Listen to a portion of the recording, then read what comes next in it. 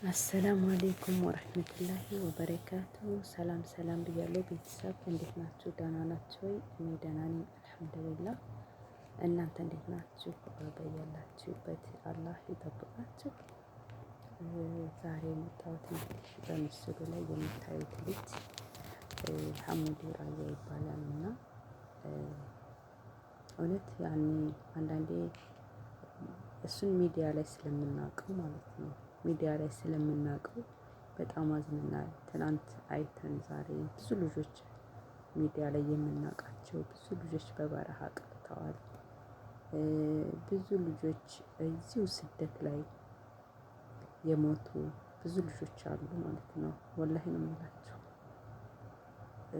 ብቻ እኔ ምን አይነት ጊዜ ላይ እንደደረስን ምን አይነት ዘመን ላይ እንደደረስን በጣም የሚያሳዝንና ልብ የሚሰብር ጊዜ ላይ ያለን ማለት ነው። ወላሂ እሱንስ ሚዲያ ላይ የምናውቀው ሆነን እንደዚህ ሆነን ሁላችንም ልባችን ሰበረ። በጣም አዘነ ማለት ነው። ግን ደግሞ ስንት ደግሞ ሚዲያ የማያውቃቸው ስንት ወንድሞቻችን ስንት እህቶቻችን በረሃ ቀሩ ማለት ነው። እንደው ቢቀርስ ለዚህ ለማይረባ ወረቀት ማለት ነው ተለፍቶ ስንት ሺህ ተከፍሎ ወላሂ ስንት ሺህ ተከፍሎ ለሚወጣ ዘንድሮ ማለት ነው። እዚህ ሀገር መንግስት ሳውዲ አረቢያ ኢቃማ አውጡ ብሎ ስንት ወጣት ረገፈ። ያቺ ልጅ በጣም የምታሳዝን ልጅ እንደዛ ልጇን ጥላ ደህና እየሰራች ግን ዘና ብዬ እንደፈለኩ በራሴ እሰራለሁ ብላ ኢቃማ ልታመጣ ሄዳ ነው እንዳያቸዋት ይሄው በረሃ ላይ የቀረችው። ይሄም ወንድማችንም ደግሞ እንደዚሁ ኢቃማ አመጣለሁ ብሎ ነው በረሃ ላይ የቀረ ማለት ነው። ቢቀርስ ይሄው ያለ ኢቃማ እየኖርን አይደል እንዴ? እሺ አመት ለማንኖረው ገንዘብ እኮ ወላሂ ህይወት አይገዛም። ገንዘብ ህይወትን የሚገዛ ቢሆን ገንዘብ ከሞት የሚያድን ቢሆን ለምን እንደው እሺ አመት አይለፋም? አንዳንዴ በቃ እንደዚህ አይነት ድንገተኛ ሞት ሲመጣ ትናንት አይታችሁት ዛሬ ሲጠፋ ወላሂ ነው የምላችሁ። ለዚህ ነው እንዴ የምንለፋው?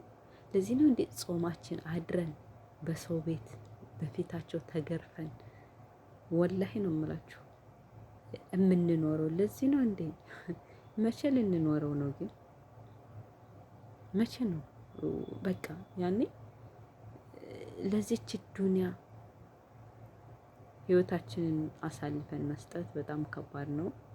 ይሄ የየመን መንገድ ግን ወላሂ ነው የምላችሁ ኢትዮጵያዊ ወንድሞቻችን እህቶቻችን ወጣቱን በሙሉ የበላ ማለት ነው።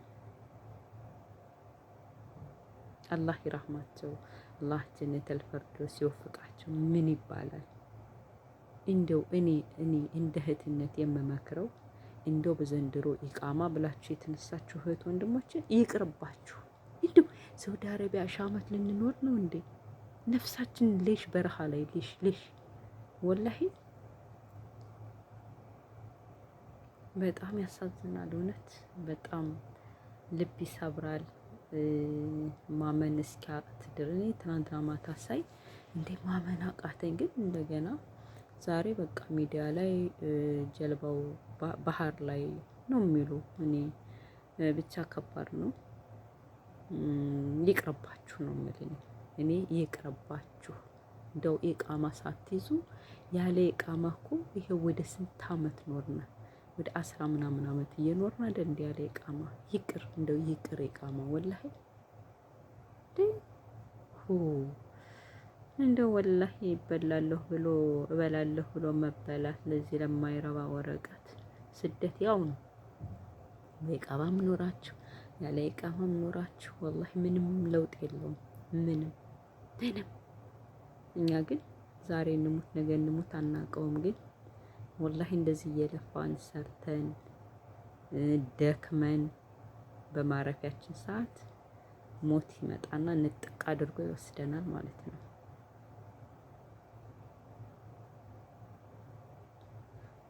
ወይኔ ብቻ እኔ እንጃ ምን እንደምል አላውቅም። ተስፋ የሚያስቆርጥና በቃ ልብ የሚያደክም ጊዜ ላይ ነው ያለን ማለት ነው።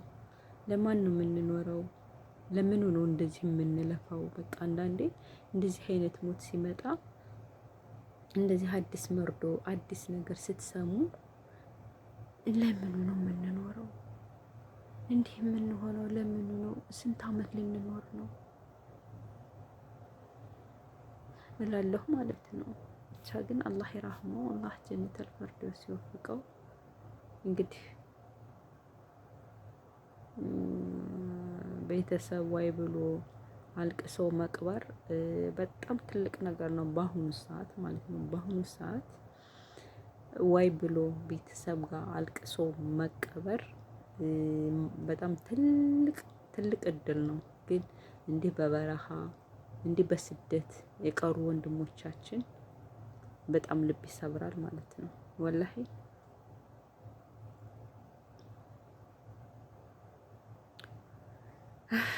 እኔ እንደ እህትነት የምመክራችሁ ነገር ሳውዲ አረቢያ ላይ ያላችሁ እህት ወንድሞች ይቃማ ልናመጣ ልንሄድ ነው በየመን የምትሉት ወላሂ ይቅርባችሁ። እንደው ከዚህ በኋላ ስንት አመት በይቃማ ልንኖር ነው ህይወታችንን አሳልፈን የምንሰጥ ለማይረባ ብጫቂ ወረቀት? ያውም እንደዛ ሆኖም ደግሞ እኮ ስንት ብር ተፈሶበት ነው። አያችሁ። እኔ ግን በየመን ሲሄዱ እኮ እኔ እንደዚህ በእግራቸው በበረሃ ምናምን የሚሄዱ አይመስለኝም ወላሂ። ከዚህ ከሳውዲ አረቢያ እስከ የመን በመኪና የሚሄዱ ነው የሚመስለኝ። ከዛ በኋላ ደግሞ ከየመን ኢትዮጵያ በአየር የሚሄዱ ነው የሚመስለኝ።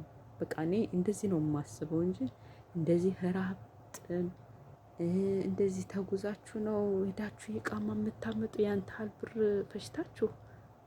እኔ ይቅርባችሁ። እኔ በእህትነት የምመክረው ይቅር፣ ጥንቅር ብሎ ይቅር። እንደ የቃማው ዓለም ይቅር።